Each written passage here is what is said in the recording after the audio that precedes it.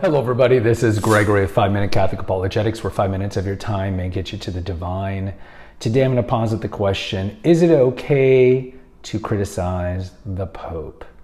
Now before we begin, let's start with a prayer. In nomine Patris et Filii et Spiritus Sancti, Amen.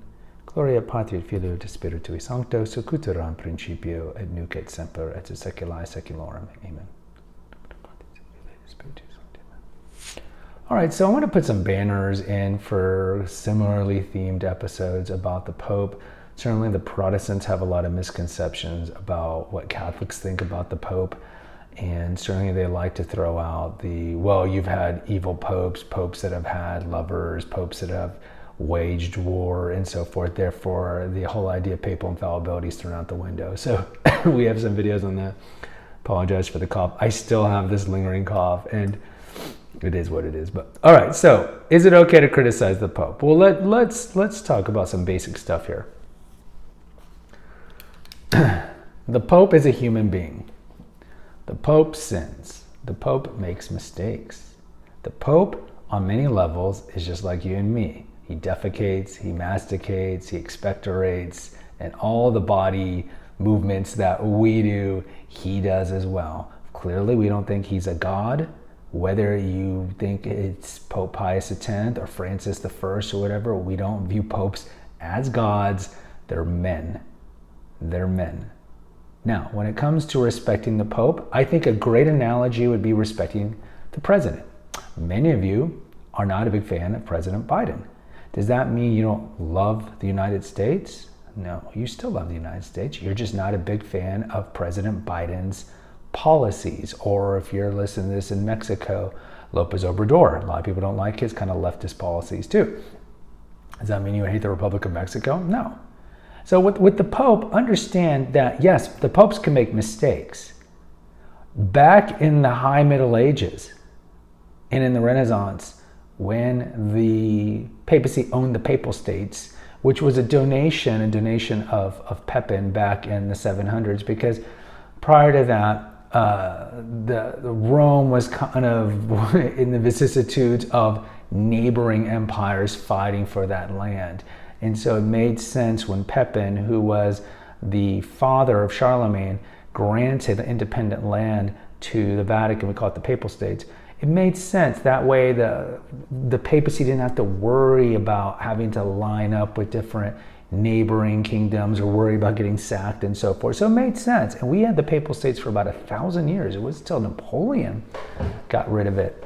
I'm sorry, not even Napoleon. I'm sorry. That was when the Republic of Italy, the Masonic Republic of Italy, was instituted in 1870 is when the Papal States were officially destroyed. So 1,000 years, over 1,000 years. So during that time, for those 1,000 years, there were times where, the Pope, being the head of the Vatican Papal States, had to make decisions in terms of political things. And that's not his strength. That's not really his purview. But also understand that it made sense at the time to give the Vatican its own territory, and similar today, right? If you didn't know, like in 1922 with the Lateran Council, Mussolini, who was the leader of Italy at the time, created the Vatican City, which is the smallest country in the world. And I think in perpetuity, the Vatican City is going to exist because it makes sense that, again, the papacy has its own independence. In that way, it's not swayed or manipulated or coerced by temporal issues. And I think probably the best thing that happened to the papacy in many ways is that we lost the Papal States, because now the Pope can focus on spiritual issues and not worry about temporal issues. So during those 1,000 years, yes, the Pope did wage war. The Pope made mistakes regarding that, and that's not good, right? The Pope is human. Now, going back to the central point, is it okay to criticize the Pope? I think with all criticisms, it's okay to do it in charity. Now, when it comes to who he likes, like Jorge Bergoglio, Francis I is from Argentina. He likes Argentine soccer. Is it okay to malign the fact, if you're a Brazilian, that he likes Argentine soccer? Yes, of course, because that's not on faith and morals. That's just Francis's preference to like Argentine soccer. So yeah, it's okay. So it's okay to disagree with the Pope on a wide variety of issues that have nothing to do with faith and morals. Again, he's a man. He can express his opinion, which is my opinion. Let's say if Pope Francis says that spaghetti carbonara is the best pasta created ever in human history, then I would say, Pope Francis, you're a good guy, because I agree with you. But if he's like, no, it's whatever, rigatoni, I'm like, I can disagree with that. I don't like, whatever, Pope Francis. I don't agree with you on that. And I could say that in good jest. Now, when it comes to faith and morals, this is a separate issue. So he is infallible when it comes to ex-cathedral statements on faith and morals. He is the vicar of Christ. He's the Bishop of Rome, and his job is kind of, as the top employee of the visible church, is to maintain the deposit of faith and to keep it in a state of orthodoxy, not Greek orthodoxy, but just homogeny. And so when it comes to stuff like that, you can disagree with some of the agreements that he makes or some of the decisions that he makes. There's nothing wrong with that. I think the problem that you see with the far right is that, the far Catholic right, is that they will just be openly maligning the Pope. Now, is that charitable? No. Just like I would see, like I used to see a lot of people have flags on their property that say F Biden. Look, I get it. You might not like Biden, but using profanity on flags or bumper stickers is just so tacky. And when it comes to Pope Francis, I can certainly understand why people might not like some of his moves. Amor Laetitia. That encyclical could be construed as almost being supportive of homosexual marriage. I get it. His restriction of the Latin Mass, understandably so. I can see why people get upset with that. And that's a good example. Let's say the restriction of the Latin Mass. Am I a fan of that restriction? No. Do I think it was a poor decision by the Pope to do that? Yes. Okay? And I can have that opinion. I am not undermining papal authority of having a private opinion that what I think the Pope is doing with restricting the Latin Mass is wrong. Now, as the Pope, though, and as the Vicar of Christ and as the leader of the Church, I must be cognizant of the fact that he is the Pope and be obedient to it. And now some, obedient to such a horrible mistake. Well, I understand. I mean, look, the priests who are all under Pope Francis must be obedient to it as well. They might not agree with the things that he says or does, or his interviews with atheist journalists on airplanes, and then which he denies things later on, or his refusal to answer dubias from cardinals, and his poor communication, his vague communication.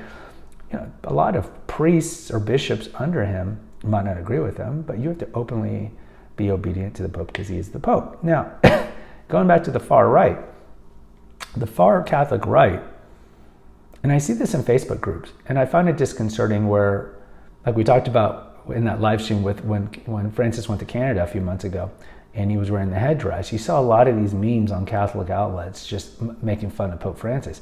I don't think that's a good charity. He is the Pope. He is the leader of the Church. He is the successor of Peter. And I don't think that is done in good charity, and I think that is wrong. And the thing about a lot of the people who hate Francis on the far right, I see these comments on like SSPX groups or on other groups that are kind of traditional minded. And I find it interesting because do they not know, like a lot of these people go to SSPX churches. Do they not listen to SSPX content, that the SSPX does recognize whoever the Pope is currently in the Vatican as the legitimate Pope? Do they not know that? So a lot of these people who go to SSPX chapels are really being uncharitable toward Pope Francis. And many of them maybe harbor sedevacanist views, or that he's an apostate, I